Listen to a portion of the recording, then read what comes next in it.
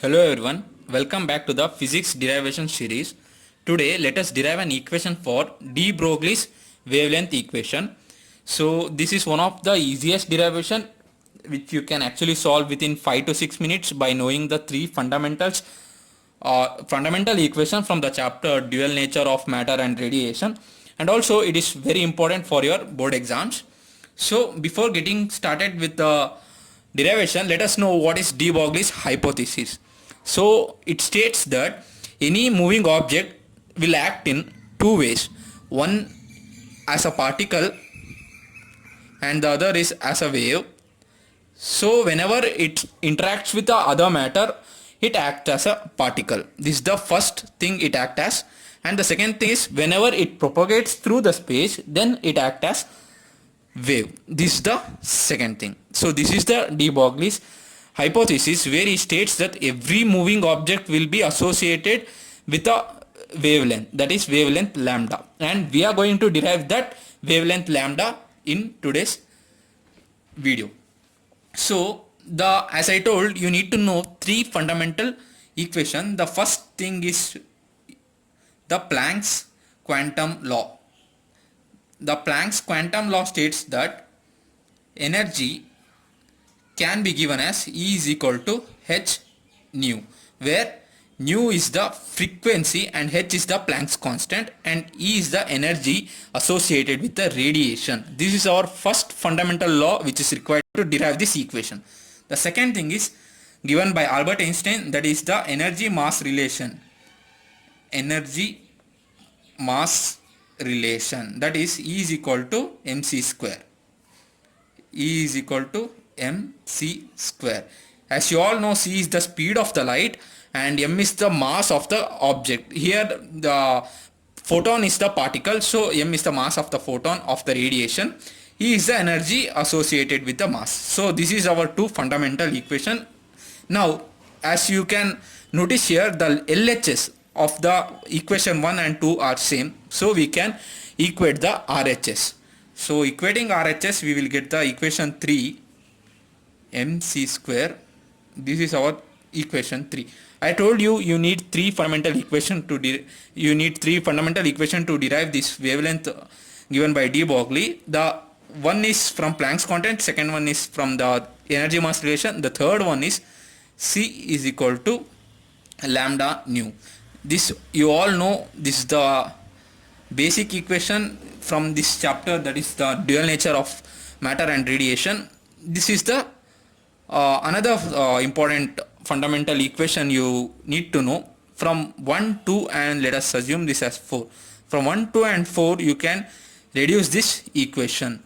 So you can notice that we have C in 3 and we also have mu in 3. Now we can somehow arrange this and introduce lambda into this equation. Now let me arrange mu by C. I took one C from the RHS to LHS and MC. So we have mu by C, that is frequency by speed of the light. So if we arrange mu by C in this equation, that is C by mu is equal to lambda, or 1 by lambda is equal to mu by C. This is what we get. So instead of writing mu by C, we can write 1 by lambda. So h into 1 by lambda is equal to mc. That is h by lambda is equal to mc. That's all. You actually got de Broglie's wavelength equation, that is lambda is equal to h by mc. So one of the important thing you should remember is the C is only for radiation, but for other objects we can write or we can substitute the velocity v. For other objects other than radiation, we can write it as m into v. In some textbook or in some questions you may get this mv as p, that is momentum. As you all know, the product of mass into the velocity is momentum. So in some problems you may get, instead of getting mass and velocity values, you may get directly the momentum. So your lambda, that is the de Broglie's lambda, is h by p. This is your final equation.